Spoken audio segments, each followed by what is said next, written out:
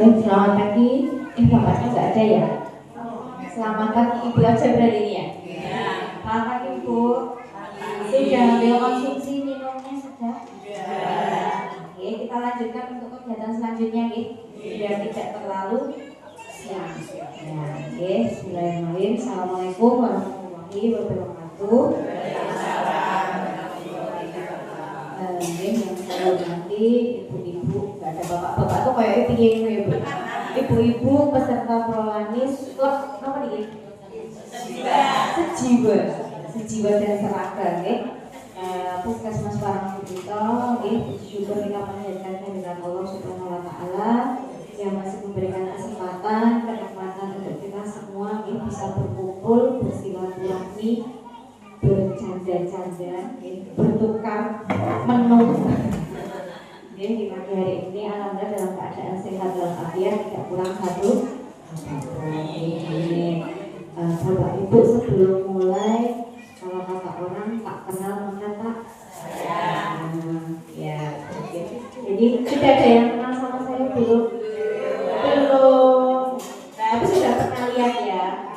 Iya. Bapak Ibu izin memperkenalkan diri. Nama saya Marlina Ira.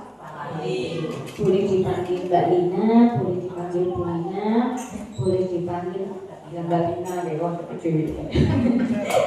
apa-apa ya. Jadi nama saya Marlina Irawati, saya karyawati Puskesmas Parangkubuto. Saya di promosi kesehatan atau penyuluh kesehatan.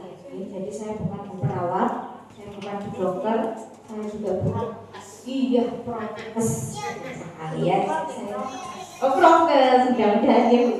Nanti bisa diparang sama saya. Amin. Ya, jadi ya saya kalau di sini di lantai 2 Ibu. Jadi kalau mau ketemu saya di lantai 2. Jadi saya tidak di pelayanan, saya tidak bisa nyuntik ya. Jadi saya bisa cuma ngomong aja. Okay. Kemudian tempat tanggal lahir saya di Wonogiri. 10 Maret 1988. Saya asli Wonogiri, Tulen. Bapak saya Slogoimo, ibu saya Wonogiri. Jadi saya dasaran Slogoimo sama Wonogiri. Sama Wonogiri asli. Dibesarkan dengan nasi tuwul juga, sambal bawang. Ya Yutini ya. Yutini tahu saya suka nasi tuwul gitu. Sambal bawang juga. Ya. Itu makanan dari kecil saya. Wonogirinya mana tuh? Ya, nanti akan berlanjut. Sabar ya.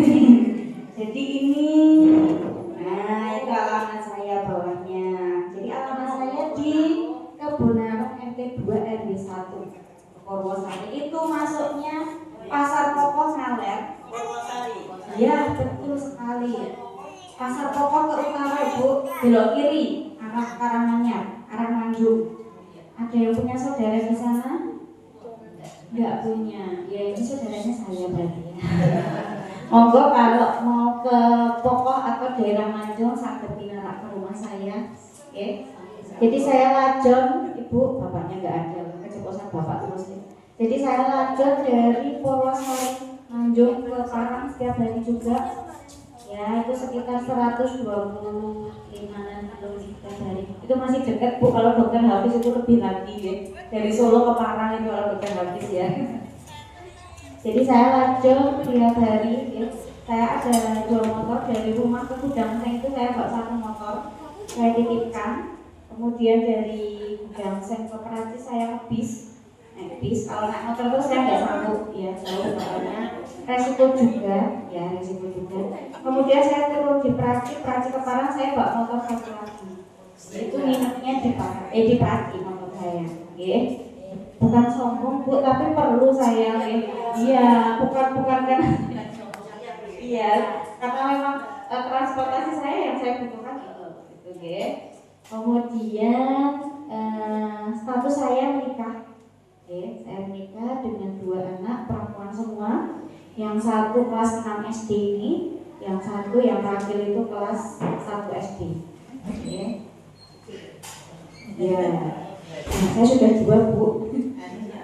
Umur saya sudah 38 ya. Mbak Umi, umur saya kata Mbak Umi 28. Anak elana masih kris anak. SD-nya di dekat rumah aja, 4 rumah dari rumah ibu saya. Jadi kalau istirahat saya makan dan minumnya pulang, ya, dia jajan. Kemudian SMP-nya di SMP 2 dan Tangani, ya, pinggir jalan itu ya. Nah, kemudian SMA-nya SMA 1 Wonogiri itu di Pokok Sudah di Binang itu ya. Sampai gereja, ya.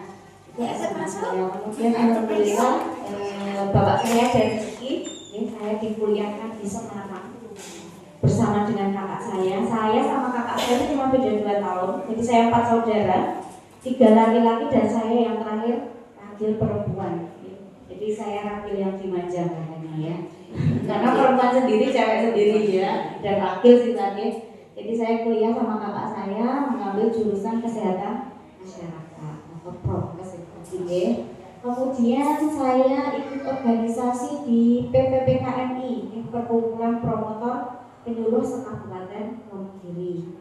Kemudian riwayat kerja saya dari 2019 Bu, saya di Parang sudah lama, sudah 7 tahun. Ini saya lanjut juga sudah 7 tahun. Minta doanya nggih, mudah-mudahan selalu diberikan keselamatan, kesehatan, dan senang ya, Mas ya. Kemudian hobi saya itu jalan-jalan. Ya ini ya. Sukanya jalan-jalan. Jadi saya senang kalau di sini tuh belok pantai-pantai itu banyak lewat di sini ya. Sukanya jalan-jalan. Kemudian hobi saya satu lagi adalah nyanyi. Aduh. Jujur suara saya itu jelek, tapi saya hobi nyanyi. Gimana menurut? Kadang saya pikir, oh kalau nyanyi itu kan kita bisa mengeluarkan emosi, maksudnya itu lebih bahagia. Dari kecil saya memang kalau belajar itu pakainya lagu Bu. Dari SD. Jadi saya pernah cerita sedikit ya. Jadi saya itu waktu kuliah, IPK saya itu bagus gitu ya. IPK saya bagus, sama bapak itu saya dikado radionya itu pakai radio baterai kalau zaman dulu ya, baterai ABC yang besar-besar itu isinya 2 itu ya. Itu bapak saya kebaru membelikan radio itu, katanya dan tambah semangat lesinal, karena saya kalau belajar pakainya musik Bu, pakainya nyetel radio lah itu zaman. Sampai sekarang pun saya kalau mengerjakan menginput atau mengerjakan sesuatu pasti saya nyetel musik. Saat uni-uninya, saat ngomong-ngomongnya, tapi saya senang gitu loh. Itu dia kayak iklan mawar ya. Itu untuk perkenalan saya. Ada pertanyaan dan sudah cukup? Sudah. Tadi namanya siapa? Iya Mbak Tina boleh, Bu Tina boleh ya.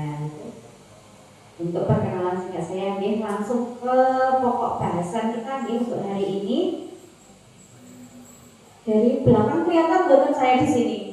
Saya soalnya agak stunting nih. Agak stunting ini ya. Ya, Bapak Ibu, kita mulai untuk penyuluhannya ya, mengenai lansia sehat, lansia bugar, dan lansia produktif. Biar semangat ya, biar semangat. Nanti kalau saya bilang salam germas, panjenengan jawab pakai tangan ya. Lansia sehat tinggal baca itu. Lansia sehat, lansia bugar, lansia produktif. Oke? Oke, biar gak ngantuk ya. Iya, oke. Salam germas, lansia sehat, lansia bugar, lansia produktif. Matur nuwun. Kemudian, lah sebulan. Ada yang masih seperti ini boten? Boten. Oh, ini bergambaran. Belum ada. Oh, nggak maksudnya kalau di rumah atau lewati. Oh sudah nggak ada, nggak apa-apa ya. Yang penting kenangannya masih terjaga. Alhamdulillah ya. Jadi ini adalah gambaran lansia yang bahagia. Sederhana, kalau tidak dari gambarnya cuma sederhana. Tetapi di situ ada ikatan emosional antara pasangan. Ada bahako, ada bahati. Ada yang masih ditulang betul. Nek boten loro boten tak bilang bunga. Iya. Nek loro kan dibilang. Sekarang yang bilang cucu. Iya. Saiki kok boten cucu daripada bapak ya, Bu ya. Tapi kadang-kadang kita juga perlu ya, ada me time-nya antara Mbah Kakung sama Mbah Huti itu ada me time-nya, ada waktu untuk bersama, ya mungkin ya. Jadi ini adalah gambaran lansia yang bahagia. Jadi lansia yang bahagia adalah lansia yang selalu menerima setiap keadaan dan tidak lupa untuk bersyukur. Nah, kita aminkan betul ini. Amin ya, alhamdulillah.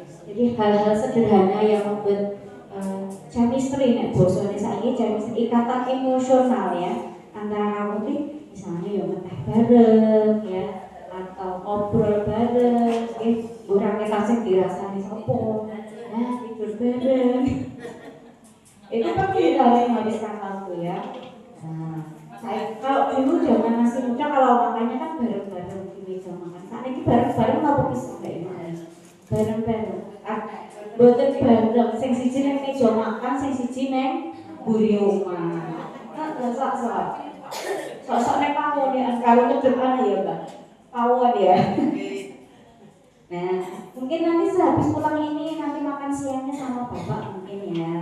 Aku mau dikon Bulina jare nek kon makan bareng-bareng biar romantis. Terus mau dhisik aku luwe. Sopo tuh Bulina kok aneh-aneh makan sarapan bareng. Oke. Sendiri. Karena saya itu cempreng Ibu. Saya mah jangan nyanyi. Nah, itu apa yang pasti dalam hidup ini? Yang pasti dalam hidup ini adalah mati sebenarnya ya, mati. Tapi dari mati kita menjadi tua dulu ya. Jadi yang pasti dalam hidup ini adalah menjadi tua. Nah, dan itu adalah proses yang alamiah. Yang kita tidak bisa memungkiri orang yang karena jalurnya ya terus nanti ya Bu. Nah, tapi sekarang pikiran betul sekali yang mengendalikan diri kita adalah pikiran kita. Ya betul ya. Jadi meskipun umur kita tua tapi pikiran kita ya mengendalikan masih muda. Nah masih iya betul sekali. Nah yang mengendalikan adalah pikiran kita. Oke cara sosialisasi. Ketemu teman-teman gitu recah-recah arisan bertukar pikiran. Jadi yang mengendalikan bulan cocok ya Bu. Refreshing itu juga perlu ya Bu ya. Rasanya tidak menuntut gitu-gitu aja. Kemudian saya juga yakin ibu-ibu di sini dia ngomongannya juga menis-menis ya. Menis-menis sih lah halus-halus kencang-kencang boleh deh kali ini deh. Sekarang gamblang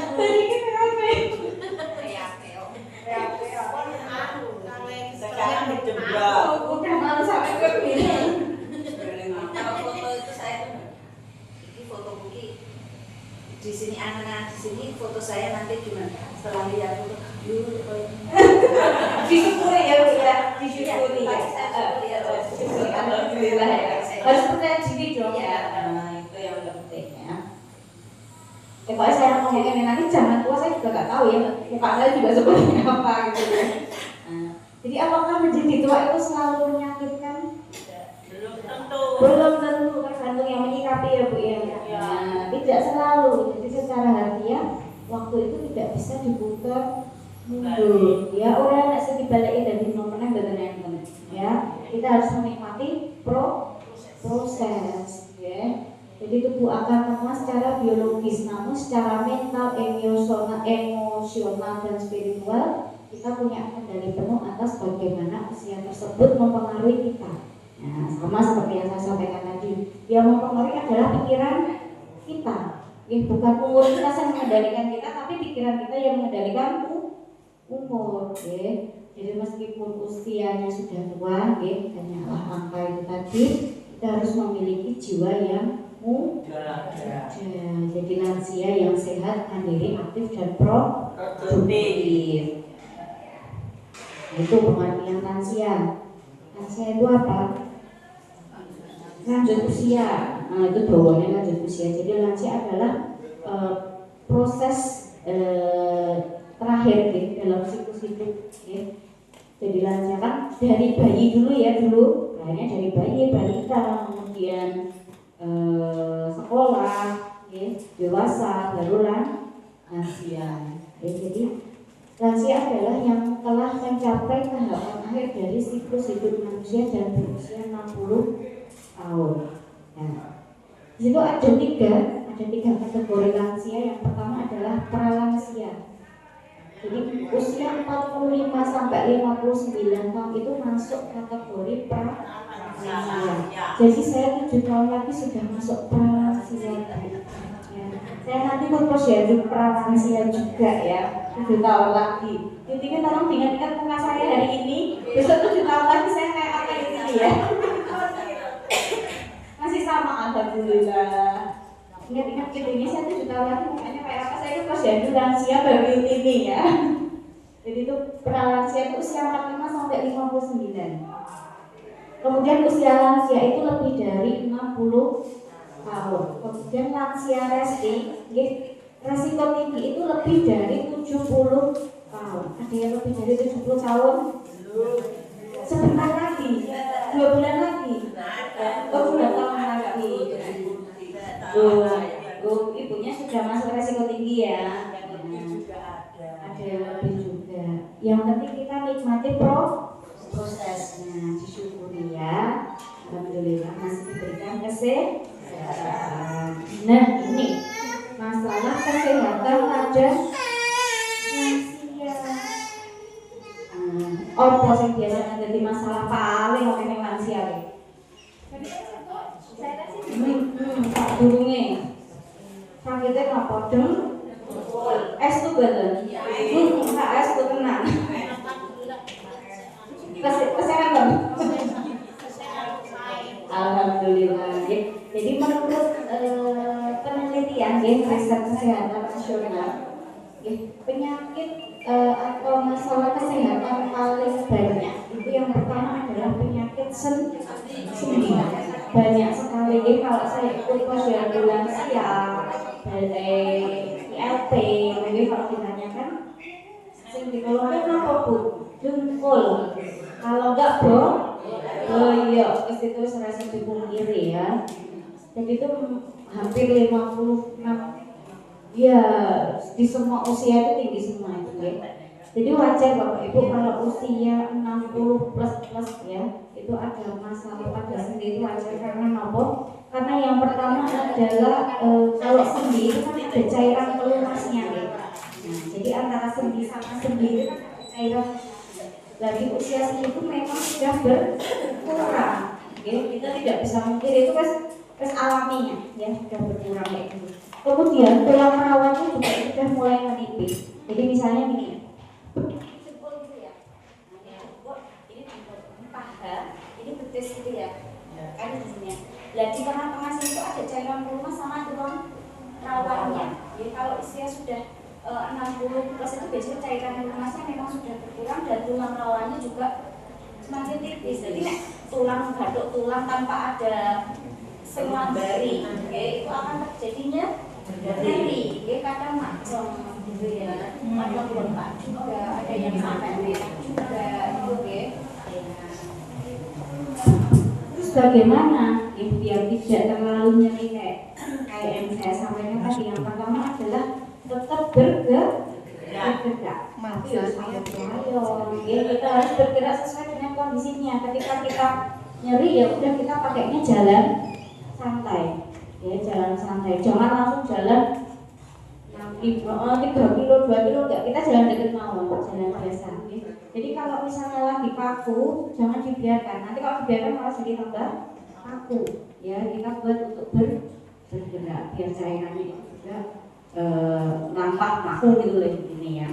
Kemudian yang kedua kita bisa melakukan dengan berenang olahraganya. Iya, parang itu susah orang naik kolam renang itu ya. Yang ponjong bu deh. Aduh, dan apa kalau hailing apa pikir? Sama hailing ya. Jadi sebenarnya guys, saya sampaikan yang bagus dulu ya, meskipun di sini tidak mendukung untuk berenang ya. Ini naik dukung soalnya ya bahaya gitu guys. Jadi kalau berenang itu meskipun tidak renang itu kalau kita di pinggir kolam renang nggih, gocekan ngoten sambil gerak-gerak badan itu nggih. Itu memang saraf-saraf yang terjepit di tulang belakang itu bisa rileks. Nah, kayak gitu. Jadi sedikit cerita, ya, suami saya itu juga punya keluhan di dengkul. Ya, karena dulu itu dulu itu terforser kan lari ya, lari makanan itu seringnya. Lalu pada saat usia 35-an hampir 40 itu juga mengalami nyeri di dengkul. Ya, saya periksakan ke dokter saraf sama tulang itu memang bantalannya itu juga sudah mulai tipis ya, karena dulu terforsernya pada saat muda ini tadi sering lari itu. Nah, kemudian memang disarankan sama dokter untuk terapi renang. Ya, jadi seminggu sekali itu renang. Kan kalau dengkul itu kadang narik sampai ke boyok sini ya katanya saya juga nggak rasain. Saya sampai sini memang untuk terapinya yang bagus suruh jalan kaki, tidak berlari malah ya, jalan santai biasa, tidak jalan cepat ya, jalan santai, kemudian sama renang. Itu memang disarankan biar saraf-saraf yang jepit di angkat tulang itu bisa rileks, bisa luas sendiri. Ya, kemudian hal yang bisa dilakukan adalah yang ketiga adalah mengurangi berat badan. Nah, itu untuk yang beresiko obesitas. Obesitas itu ketika berat badannya tidak sesuai dengan tinggi badan. Nah, itu yang harus dikurangi. Jadi kaki itu kan untuk menopang badan ya. Jadi kalau tidak seimbang juga jempolnya semakin nyeri kalau tertekan. Nah, itu yang ketiga boleh dengan diet ya.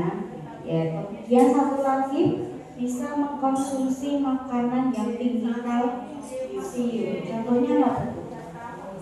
Susu. Ada yang tidak suka susu? Biasanya kalau suka itu nggak suka rasanya amis ya. Itu yang bagus malah sebenarnya ya. Murni maksudnya ya itu susu itu tinggi kalsiumnya bagus sekali ya. Tapi memang mahal, sama susu anak-anak pun kadang juga lebih mahal susunya mbak-mbak ya. Ya. Kalau tidak terpenuhi dari susu mungkin kita bisa dari makanan ya, makanan yang setiap hari aja. Kayak brokoli itu juga banyak kalsiumnya, brokoli itu banyak, tahu tempe ya. Itu beda lagi dengan yang asam uratnya tinggi ya. Nah, untuk yang asam urat tinggi tahu tempenya juga dibatasi ya, tidak diperbolehkan tapi dibatasi. Nah, kemudian penyakit yang satu lagi Bu, kalau bangun tidur ada yang suka nyeri kaku itu betul? Iya. Terus gimana cara mengatasinya? Gerak. Kita bikin yang jeruk dua kasur. Buat gerak nanti udah enak sendiri ya. Jadi keluhan yang sering banyak terjadi di sendi di pada lansia itu memang pada saat bangun tidur, badannya kaku semua. Yang bisa dilakukan adalah nopo. Itu karena nopo, karena kalau sendi tadi kan ada cairan pelumasnya gitu. Jadi cairan pelumasnya itu belum mengalir dengan sempurna. Jadi yang bisa dilakukan adalah menggerakkan pelan dulu di sendi-sendi, misalnya tangan, kemudian jempolnya, pergelangan kakinya, pinggangnya, diubah-ubah dulu selama 2 menit. Ampun 2 jam, 2 jam ya kepadang masak. Lah iya. Kesuwen malah bapak tapi ini masak ora nek malah cek ning kasur gerobak. Lah jek bunga kok ning kasur ono bau bal malah 2 jam. 2 menit aja. 2 menit nggih, paling ya 5 menit lah. Nanti setelah duduk jangan dari balik langsung berdiri buatan nggih. Nah, pelan-pelan dulu. Nanti langsung bergerak malah kelingan nggih ya, malah repot ya.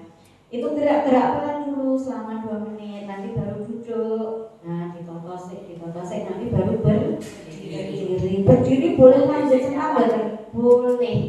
Ya, peregangan dulu. Ibu saya itu juga sudah sepuh ya. Itu kalau pagi itu biasanya di halaman depan itu juga juga olahraga dhewe, mbok sak pola-polae. Nang ini ya. Itu dia ibu saya begitu. Nanti baru masak. Nah, itu yang hal sepele yang bisa dilakukan ketika nyeri sama kamu di sini. Nah, itu ya. Nanti kalau belum ada yang nyoba, nanti besok pagi silahkan dicoba ya. Ya, dirutinkan itu lebih bagus.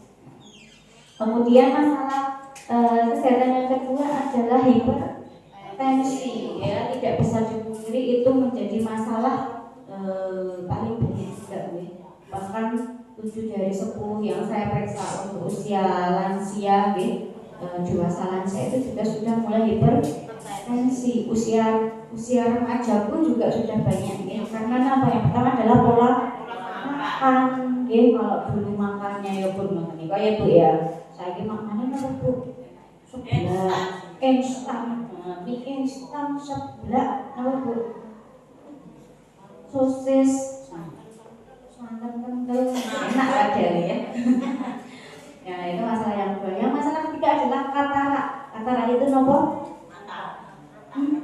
Mata. Matanya itu katanya ada bayang-bayang masa lalu katanya Mbak Tiana ya. Bayang-bayang kenangan masa lalu. Ada aja nih. Jadi katarak itu katanya matanya itu kayak ada selaput nih, ada yang nutupin kayak awan gitu katanya ya.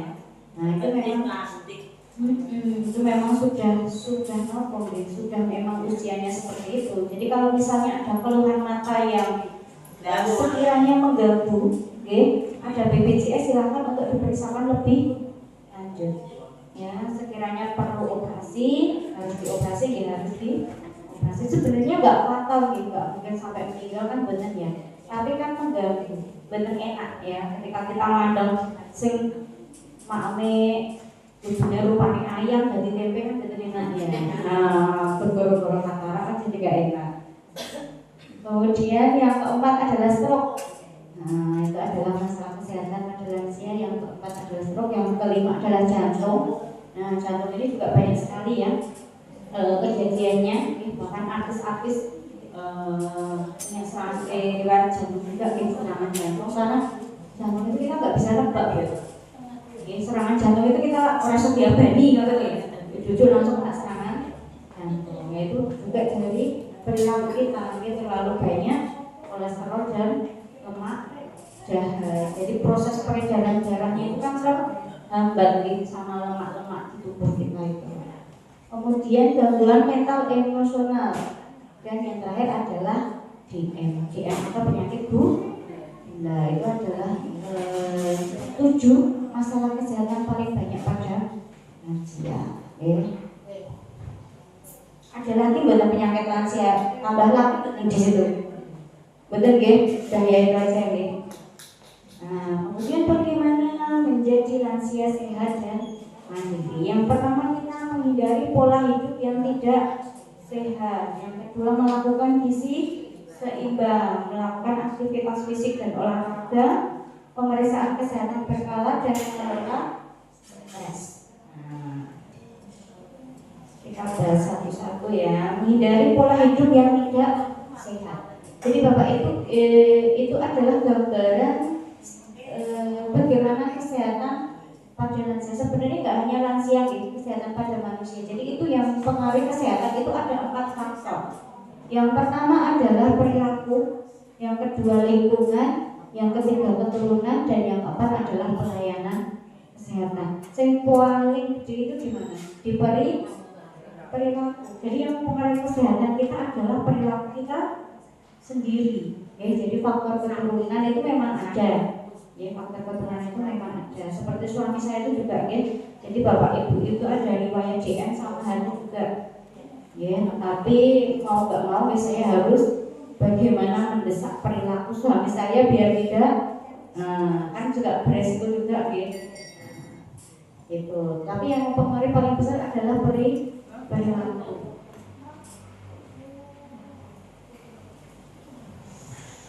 Nah, ini adalah gaya hidup sehat pada lansia. Adalah segala upaya. Segala upaya untuk melakukan kebiasaan yang baik dalam menciptakan hidup sehat dan menghindarkan buruk yang dapat mengganggu kesehatan. Nah, nih.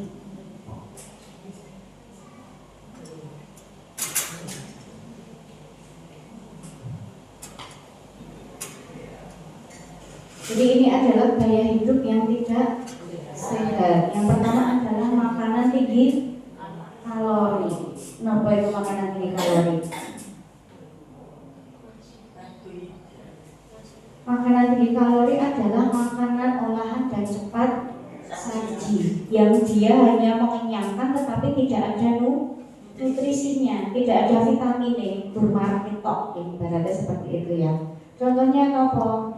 Di burger ya, kalau anak-anak sekarang burger, beli apa burger, burger pizza, kayak keren gitu ya. Itu adalah makanan-makanan yang mengenyangkan tetapi nol vitamin, tidak ada kandungan nutrisinya. Jadi kalau ada iklan sosis bergizi, ngaku sih. Jadi kalau ada iklan yang di TV itu, jangan langsung percaya 100%. Kadang anak saya juga gitu, beli sosis gitu kan. Itu nggak enak, tidak boleh gitu. Itu katanya bergizi lah, iklannya soalnya seperti itu ya. Jadi anak kecil masih percaya bahwa sosis itu masih bergizi karena nutrisinya terbuat dari bahan alami, seperti itu. Nah, jadi jangan percaya dengan iklan bahwasanya bergizi tinggi, gitu ya. Jadi kalau makanan tinggi kalori itu adalah yang mengenyangkan, cepat saji, tapi tidak ada nutrisinya, yang nantinya akan menimbulkan penumpukan lemak dan tinggi kolesterol. Kemudian gaya hidup tidak sehat selanjutnya adalah makanan tinggi lemak. Contohnya apa ini? Gorengan. Enak banget gorengan. Cocok. Padahal kemarin juga saya itu kalau sarapan nggak pakai nasi, pulang nganggepin apa? Pakai gorengan sepiring sama teh. Masa iya sepiring? Iya Bu, tempe itu 4 lembar itu sama tempe saya udah nggak makan lagi sampai siang. Aduh Ibu, itu ya saya kemarin juga dicurhatin seperti itu. Coba besok menunya diganti ya.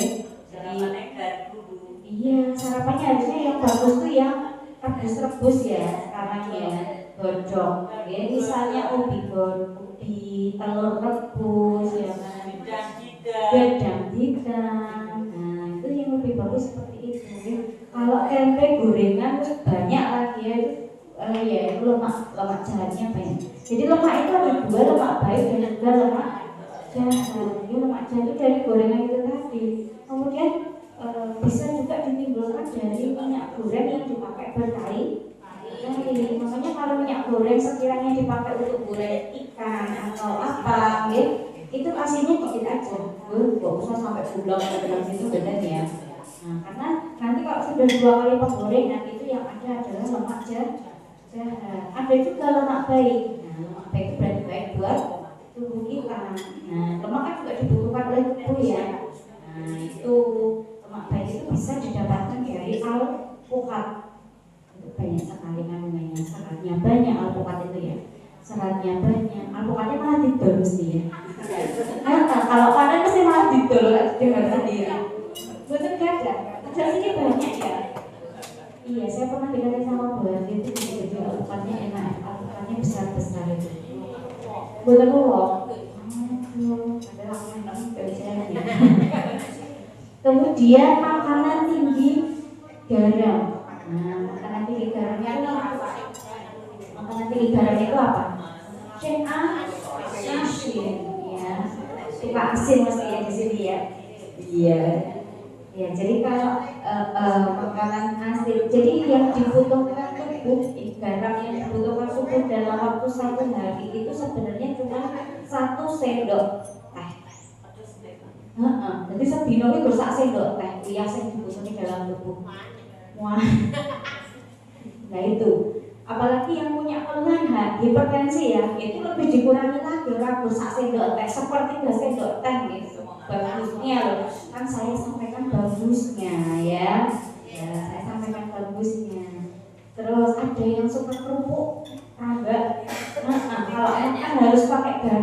ya. pakai kletik-kletik. Pakai kletik-kletik, nah itu juga dikurangi. Ya karena itu kandungan natriumnya juga banyak. Jadi maknya penampilannya kerupuknya saklo dong. Nah itu sama juga menimbulkan garam ya. Jadi nanti untuk iya kalau garam itu kan gurih ya, kerupuk itu kan gurih ya. Rambak itu kan juga gurih ya. Kita makan nasi sama rambak aja udah enak itu loh. Nah itu yang gurihnya itu. Kayak wato, kayak mie es teh ya mbak. Mantap. Nah kemudian makanan yang rendah serat. Nah kita perlu sekali serat ya untuk usia lansia itu biasanya ke belakangnya agak susah, betul. Yang pertama itu kurang serat. Ya, serat bisa dipenuhi dari apa? Dari sayuran, air putih. Ya, jadi konsumsinya air itu air putih bukan es teh loh ya. Kemudian makanan kurang kalsium. Nah, padahal kita butuh kalsium lebih banyak. Kemudian menggunakan bahan perasa, pengawet dan pewarna buatan. Nah, ini contohnya apa ini? Nih, Roy, ada yang masak sudah pakai micin pakai Roy itu? Ini kabeh merek. Iya. Benar. Sebenarnya sama aja nih, micin Royco, Masako itu sebenarnya sama aja, cuma beda merek aja nih. Sama-sama penguat kalsium. Jadi itulah kalau sudah pakai micin Royco-nya di skip jangan dipakai. Beda lagi kalau kita beli di warung ya, karena kita nggak bisa milih ya kalau di warung ya. Nah, kalau untuk masak sendiri pilih salah satu aja. Kalau bisa ya jangan pakai sama sekali. Kalau bisa, ya. Apa bu? Kalau pakai micin Oh, kok bisa ya? Padahal enak ya bu. tapi kalau pilih pakai tidak matang. Oh iya, itu udah kayak sugesti gitu ya. Kalau makan makanan bermutu itu kalau saya hidung saya terasa ketek-ketek sehingga jadi saya harus selalu gitu. Jadi kalau masak nggak pakai micin, Nggak pernah. pakainya Royco sama aja. Enggak, cuma garam itu.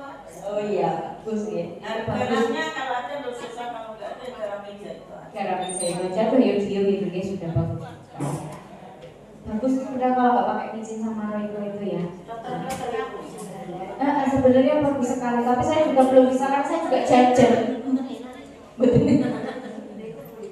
Biasanya kalau pakai micin itu enak gitu bu. Bosan dimasak apa nih ngambil micin ini enak padahal. Saya kan memang karena hanya bulan saja, baiknya memang kita pakai salah satu atau malah tidak sama sekali. Ya.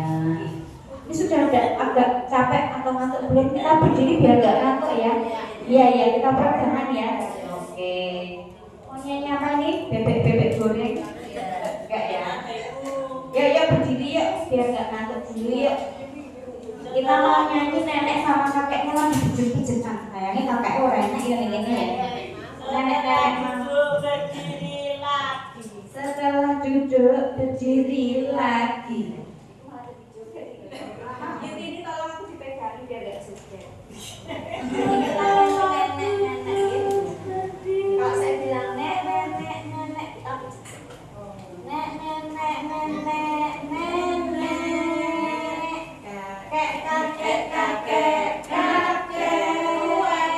kakek memijat nenek memijat kakek nenek pijat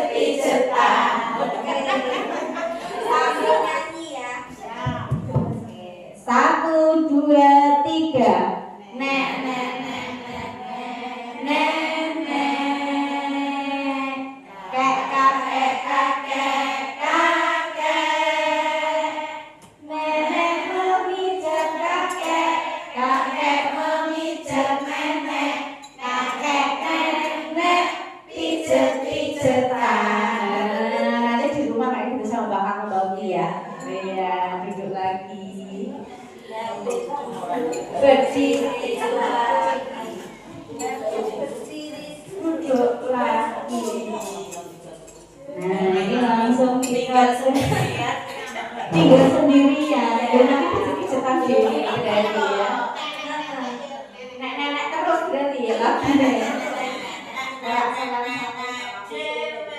Kayak cewek lagunya diganti sini.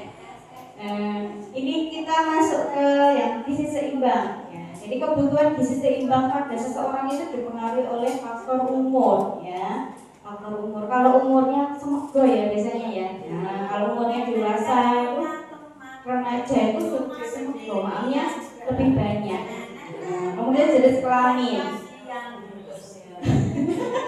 Ayo rumah mesek, Kan ada sesi nyanyi ya, boleh nyanyi karaoke. Jenis kelamin. Jadi porsi makan untuk laki-laki biasanya itu memang lebih banyak daripada perempuan. Kemudian gizi itu pada segala kegiatan fisik. Jadi kegiatan fisik yang lebih berat itu juga membutuhkan makanan juga yang lebih banyak juga untuk porsinya. Pekerjaan juga mempengaruhi. Kemudian kondisi fisik. Ya, kondisi fisik itu sedang sakit atau baru sembuh. Nah, sedang sakit biasanya tidak terlalu nafsu makan ya. Ya, dikatakan nasi gue gitu ya. Nah, kemudian untuk yang baru sembuh itu biasanya memang kita butuhkan makanan juga yang lebih banyak sebenarnya ya, untuk proses penyembuhan. Ya. Nah, Bapak Ibu ini saya punya piringnya api ya. Piringnya api ono gambare. Nah, ini saya tanya sama ibu-ibu yang ada di sini. Misalnya, contohnya ini piringnya jenengan di rumah. Ya. Ini porsi nasinya berapa? Isinya apa? Piringnya jenengan di rumah segini isinya apa aja, Bu? Tadi pagi aja lah, tadi pagi aja. Misalnya piring tadi pagi isinya apa ini?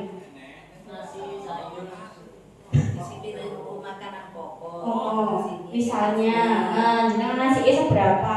Nasi tiwul, sambal bawang, cipir. Maksudnya gitu. Tadi pagi menunya apa jenengan? Nasi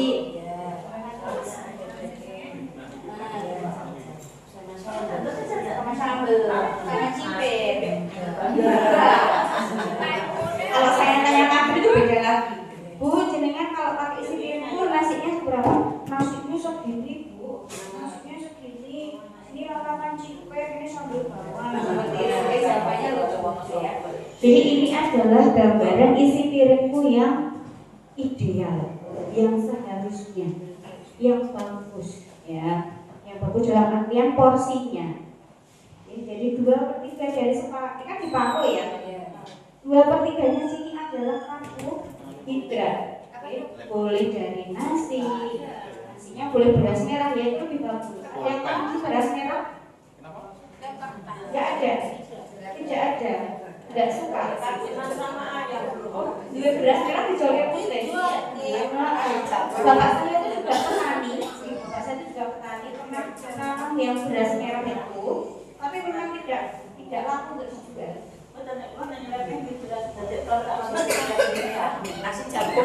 Nasi jagung. Ya. Kalau yang peserta prones yang kemarin itu malah nasinya banyak yang nasi merah. Ya, itu nasi merah sudah bagus, seratnya tinggi, ya, mengenyangkan lebih lama. Ya, itu kalau beras merah ya. Tapi memang ada yang rasanya kasar gitu ya. Jenis partinya berbeda. Iya, jenis partinya berbeda. Jadi itu ada juga bisa dari karbohidrat, bisa dari beras merah, juga bisa ubi-ubian ya. Ubi-ubian di sini ada jagung ya. Kemudian ketela, bisa dari mie juga. Mie itu udah masuk karbohidrat ya. Roti. Nah, itu bisa. Kemudian sepertiganya dari separuh ini isinya adalah lauk.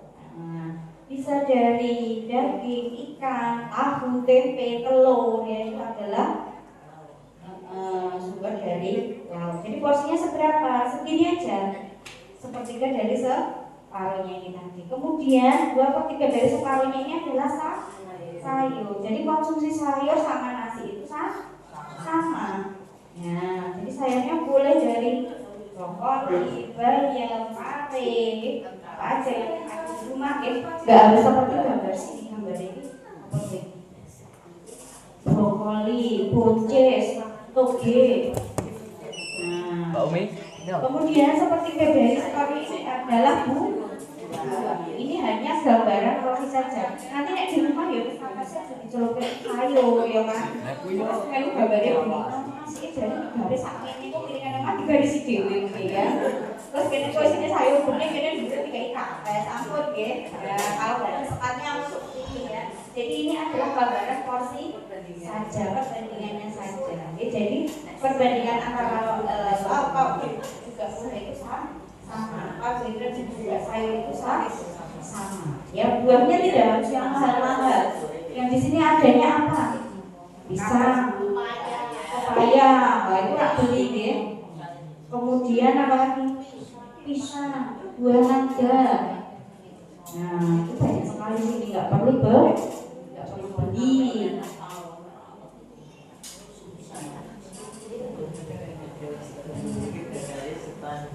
Nah itu adalah masalah gizi pada lansia itu ada dua yaitu masalah gizi kurang dan juga masalah gizi lebih. Jadi masalahnya cuma ada dua, gizinya kurang atau gizinya lebih. Nah, jadi masalah gizi itu bisa memicu untuk penyakit degeneratif seperti penyakit jantung koroner, DM, hipertensi dan rematik. Penyakit jantung koroner adalah asupan konsumsi lemak jenuh. Ya lemak jenuh tadi dari minyak goreng bisa, dari goreng-gorengan bisa ya. Itu akan memicu penyakit jantung koroner dan kolesterol yang berlebihan. Ya, ada yang sering cek kolesterol? Ada? Ada. Cok sakit kaki-kakinya, ujung-ujung kaki. Iya di sini kaku-kaku ya. Jadi kolesterol itu maksimal adalah 200. Kalau lebih dari 200 itu sudah harus hati mengurangi gorengan kelebihan. 200 saya itu 215 itu sininya sudah. Apa ya? Ya, gorengannya itu biasanya yang kenceng ya. Nah, kan jangan kalau mewah banget kalau gorengannya 5 ya Mbak ya. Kemudian hipertensi. Nah, hipertensi tadi ketika tekanan darah lebih dari 140 ke per lebih dari 140 80 ya. Kemudian DM ya, suatu keadaan di mana terdapat gangguan metabolisme yang menyebabkan kekurangan insulin ya, atau tidak berfungsinya insulin. Akibatnya gula akan tertimbun di dalam darah dan terjadi gula darahnya naik ya. Kemudian penyakit rematik. Nah, penyakit rematik itu bisa disebabkan oleh asam urat yang tinggi. Tak sering cek asam urat loh. Iya. Masih aman, alhamdulillah. Ya kemarin saya pas bingung delala pada cek asam urat delala dari 5 yang cek itu yang 3 asam urat semua. Ini sing salah maknanya potong-potongnya sampai seperti itu ya. Ternyata setelah dicek ya esok tempe awan, tempe sore, tempe goreng semuanya gitu ya. Jadi kalau asam urat itu bisa memicu ke ginjal ya. Jadi asam urat yang mengkristal, itu bisa menimbul di dalam ginjal. Makanya sering terjadi batu ginjal. Nah, ini pesan untuk lansia yang ada DM sama HT. Yang pertama tadi adalah mengurangi makanan tinggi lemak, gorengan tadi ya, mengurangi, bukan tidak memperbolehkan saya nih, hanya mengurangi. Jadi misalnya porsinya biasanya 5 tempe perlu ya jadi 1 seperti itu ya, 10 malah bingung ya. Kemudian makanan yang tinggi gula, tinggi garam ya, porsi garam tadi dibatasi maksimal 1 sendok teh dalam 1 hari ya. Kemudian memperbanyak konsumsi buah dan sayur itu untuk mencukupi kebutuhan serat. Kersane lek bocah lebih mudah ya, karena juga banyak sekali kasus penyakit itu kanker usus ya. Ya itu juga disebabkan dari kurangnya serat. Kemudian makanlah makanan sesuai kebutuhan seimbang. Nah, porsi isi piringmu kalau tahu kita lengkapi bagaimana karbohidratnya harusnya seberapa. Jangan-jangan karbohidratnya separuh piring dewe. Nah, itu jangan ya. Jadi 2/3 dari setengah. Kemudian proteinnya. Nah, kemudian dianjurkan untuk menggunakan karbohidrat yang kompleks. Karbohidrat kompleks itu adalah mengandung banyak vitamin dan mineral. Yang saya sampaikan tadi lebih mengenyangkan. Ini seperti beras merah, gandum, ubi jalar, kentang gitu ya. Itu adalah karbohidrat kompleks yang lebih mengenyangkan dan banyak vitaminnya. Kemudian membiasakan untuk minum air putih. Berapa kita minum air putih dalam sehari? 2 liter atau 8 gelas. Sudah ada yang minum sampai 8 liter atau belum? Ada yang tidak suka air putih? Suka. Soalnya ada kadang kalau minum air putih itu ada yang uek ya. Saya soalnya pas penyulangan saya nggak suka air putih. Saya kalau minum air putih itu pasti suka. Seperti itu ya. Jadi kita biasakan untuk minum air putih minimal 8 gelas atau 2 liter dalam satu hari. Karena 80% dari tubuh kita itu isinya air. Jadi kalau kita tidak mencukupi asupan air, yang pertama kita lemes, yang kedua kita tidak bisa fokus, itu. Kemudian membatasi konsumsi lemak, minyak, dan santan. Enak pada ya santan kental ya.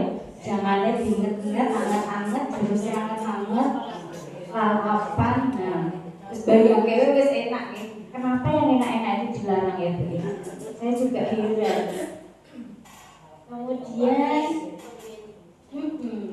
dari dulu iya, manifestasinya memang sekarang, perilakunya kita dulu makanya kita kalau sama putranya, sama cucunya kan kita ngomong ya besok naik tua malah gini-gini karena kita sudah mengalami ya. Nah, seperti makanan kalau anak remaja kan sekarang maknya senangnya sebelah mie sebelah. Kita remajanya mungkin nggak merasakannya hari ini, mungkin besok ketika mereka sudah dewasa atau tua. Jadi manifestasinya perlubukan ini sesuk gitu loh, nggak hari seketika kayak kita makan langsung diare kan betul. Nah, jadi kalau makanan bahan pengawet itu memang efeknya besok. Habis tua itu nggak berarti jenengan harus lebih aware ya, harus lebih waspada ke putra-putri jenengan sama cucunya ya. Dan orang koyo baik mungkin seperti itu ya. Kemudian ini melakukan aktivitas fisik dan olahraga. Selama ini olahraganya apa Bu? Buat tengah mas itu olahraga itu lebih dari aktivitas fisik itu malahan ya. Tetapi jangan sampai terforsir. Kadang kalau sudah corona itu lupa makan ya kan, lupa sarapan. Jadi masalah kesehatannya pada lansia sing neng kono biasanya lambung, ya telat makan. Jadi kalau sudah kono terus lali, wis angger ngerti ngalas wis seneng nanti lali sarapan ya kan ya. Itu yang salah. Terus aktivitas fisik adalah setiap gerakan tubuh yang meningkatkan pengeluaran tenaga dan energi. Nah, ini banyak sekali manfaatnya Ibu kalau menurut saya. Yang pertama adalah meningkatkan daya tahan tubuh. Nah, enak. Awalnya lebih enak.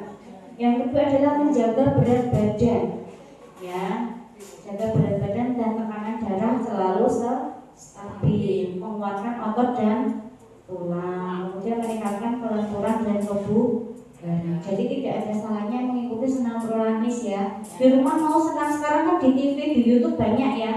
Ya ada HP kan, nah ada HP jangan dipakai tiktokan malam, ya. Kayaknya kadangnya awake dhewe. Ada saya ada, aku juga punya buat tiktokan ya. Teori itu lebih mudah daripada menjalani ya. Menjalani itu lebih berat ya. Padahal di HP di YouTube itu ada ya senam untuk lansia gitu kan. Tinggal aja ikutin geraknya, sudah ada lagunya ya. Di rumah bisa lakukan seminggu 2 kali atau 1 kali lah minimal. Tetapi itu untuk memulainya itu yang sulit. Kemudian manfaat secara psikis ya, bisa meredakan stres dan kecemasan. Jadi dalam olahraga itu kan ada hormon yang dilepaskan ya. sebagai pereda nyeri alami dan juga sebagai penenang yang alami. Meningkatkan suasana hati menjadi lebih bahagia. Nek ketemu rencang, oh bapak bahagia bener. Bahagia, bisa ketawa tertiwi ya, seneng ya. Nah, mencegah dan mengatasi depresi. Nah, bisa ketemu dengan teman, banyak cerita ya, juga bisa mencegah depresi. Meningkatkan kualitas tidur. Nah, ada yang susah tidur betul kalau malam. Ada malah jawab KB. Jadi kalau tidur mungkin tidurnya terlalu sore mungkin ya.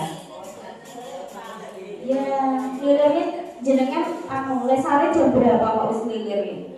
Saya belum tidur jenengan sudah jam 9 sudah. Jam 10 lilir. Betul. Jam 10 lilir dan baju sembayangan. Iya, kemarin ada yang cerita. Iya, soalnya tidurnya itu habis isak tidur jam 9 lilir sampai pagi nggak bisa tidur lagi. Lah kan menyiksa sekali ya. Jadi harus diatur untuk pola tidurnya. Oke, jadi sekiranya perlu tidur jam 9, ya udah jam 9 tuh maksimal sampai kita ideal tuh 6 sampai 8 jam gitu kualitas tidur ya. Tidak lilir. Jadi meskipun 2 jam gitu, 3 jam 4 jam kita tidur tapi betul lagi dan itu sudah kualitas. Ya sudah berkualitas. Terus saya sarankan satu jam sebelum tidur itu jangan minum nanti minum air putih nanti kipas iya. Jadi 1 jam sebelum itu kita usahakan jangan pipis. Jadi kalau pipis kan apa yang kita minum kita keluarkan ya. Jadi nanti jam 8 sampai jam 9 kita tidur pipi tidur minum nanti jam 10 pasti kerasa pipis. Ya, nah, iya. Ambil bingung ya, gue kan bebas apa aku? Gitu ya, coba kali. Jadi sebelum tidur 1 jam sebelum tidur jangan minum nanti biar malah pipis kayak gitu ya. Kemudian, jenis aktivitas fisik dan yang dapat dilakukan toleransi adalah melakukan pekerjaan rumah. Nah ini sudah rutin ya, masak, nyapu, bau-bau. Saya pokoknya serbakan kabeh. Nah, saya lebih bikin saya berangkat jam 5 dari rumah. Iya. Ini aktivitas yang saya lakukan adalah jalan-jalan, ya senam lansia. Ya, banyak itu guys senam lansia itu berenang. Pemeriksaan kesehatan secara berkala. Nah ini yang mau terakhir ini. Pemeriksaan kesehatan secara berkala. Jadi yang diperiksa yang secara berkala itu apa aja Bu? Yang diperiksa tensi, tajam, berat badan, tinggi badan, terus lingkar perut. Nah lingkar perut itu ada yang suka posyandu, ikut posyandu. Posyandu kan sekarang integrasi ya. Jadi posyandu sekarang itu tidak melayani balita saja, tetapi semua siklus hidup. Mulai jadi balita posyandu saat itu luwih rame. Di situ ada balita, ada ibu hamil, ada remaja, dewasa, lansia kabeh blok-blok di posyandu. Di situ dia mesti diukuri ya, seperti ini kelambi sampai yang kayak aku itu betina kok diukur apa tidak ini kelambi atau Bu. Nah gitu. Padahal kita memerlukan pengukuran itu untuk mengecek obesitas dan lingkar perut itu untuk ukuran obesitas. Lingkar lengan pun juga, tekanan darah ya kita cek rutin setiap bulan. Kemudian kalau lansia itu malah ada 6 bulan sekali itu pemeriksaan rutin ya. Nah pemeriksaan rutinnya itu seperti kemandirian. Nah kalau ke belakang masih diantar apa sendiri gitu masih bisa berdiri duduk berdiri itu ada ceknya juga. Terus suruh mengingat 3 kata masih ingat badan. Ada yang sudah sering pikun lupa? Ada. Gimana cara ngatasinya biar tidak pikun? Saya punya caranya ini. Ada yang cok lali mau kok kuning gitu ya.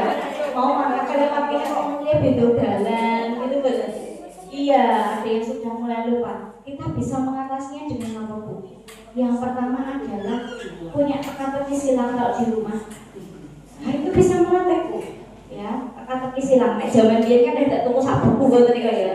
Nah, itu kan melatih kita untuk berpikir. Nah, bermain teka-teki silang itu bisa mengurangi kebingungan. Yang kedua adalah menulis. Ada yang masih bisa rutin mau menulis.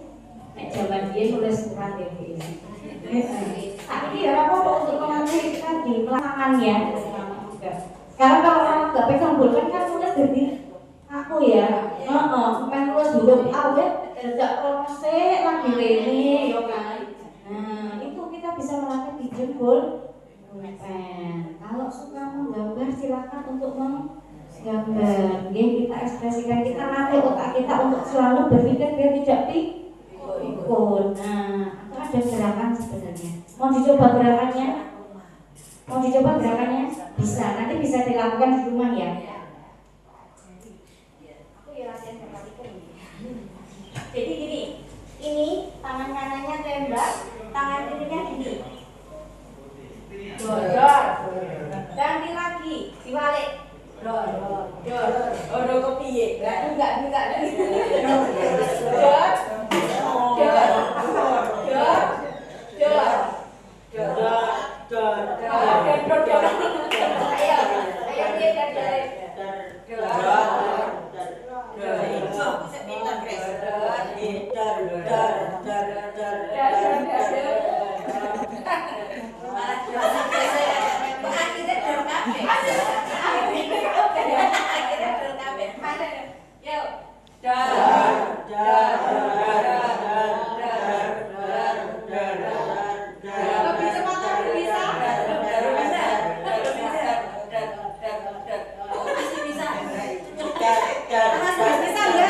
Raisa.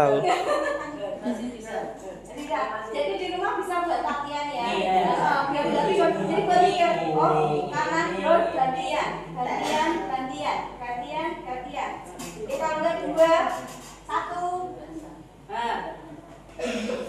Salah. Itu bisa dilakukan. 1 lagi tiga darah duduk. Nah itu sepele tetapi bisa melatih anti pikun. Darah duduk.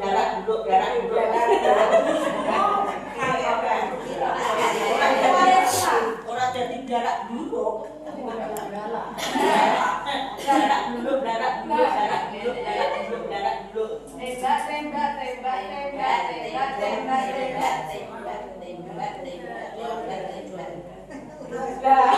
Saya udah. Ya ini nanti pelan-pelan dulu ya. Nanti kalau bisa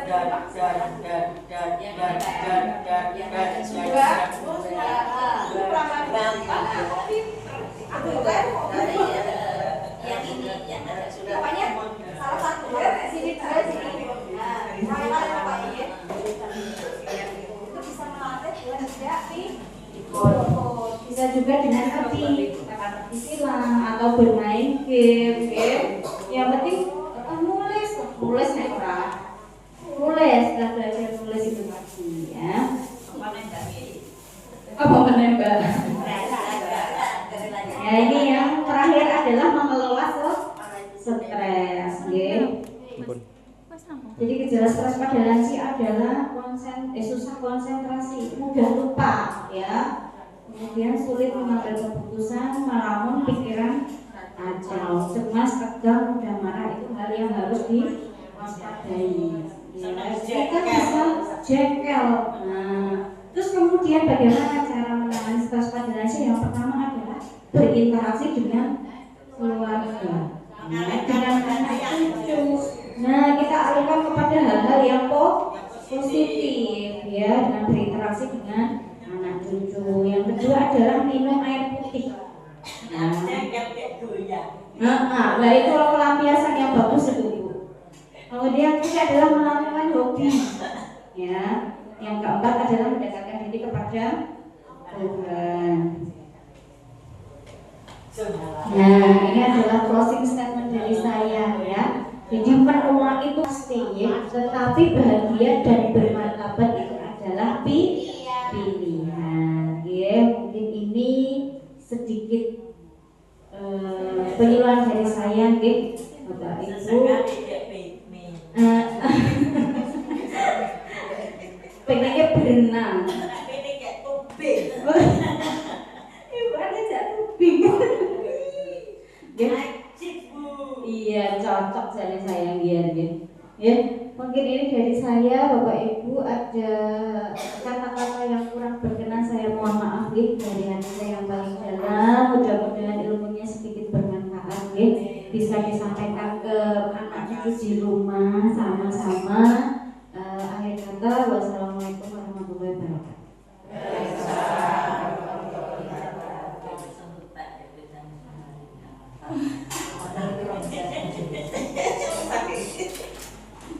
Lewat rumah pawe.